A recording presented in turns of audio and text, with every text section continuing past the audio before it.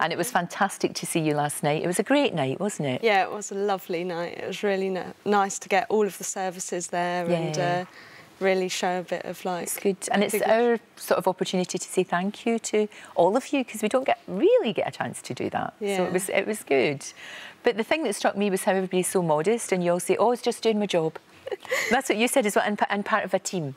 Yeah, definitely. So I wouldn't be here if it wasn't for the ship's company of Dragon. Like that day, we all had to just kind of adapt to elements and the situation that we had in hand, and just as a team come together to save the 14 people on that stricken yacht. People always say, how did you feel when it was happening? And I always say, well, I don't really know, because at the time you're just so focused on your job and just like basically using all the elements of your training that you have been given just to like safely do it and not put anyone in harm's way.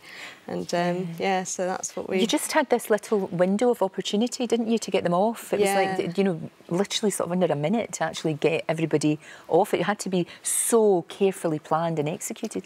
Yeah, so our first, in the still then, you could just see that there was a life raft at first that was attached. And when we made our first approach, we had to cut that life raft loose, because the CO of the yacht, he was in there, the skipper, and basically that would have hindered our rescue with him in there because of the swell, and we probably would have caused a bit of harm to him if we'd have approached with him there. So once that was cut loose, it was like a 10 to 15 second window to just get in there when the swell was kind of on the bow and make the approach and get one person off at a time. So extraordinary, absolutely extraordinary. I know they've all said thank you, and you've won a medal as well. Tell me about this one that you've got there. So I was honoured to get the Queen's Gallantry Medal, and Her Majesty gave that to me.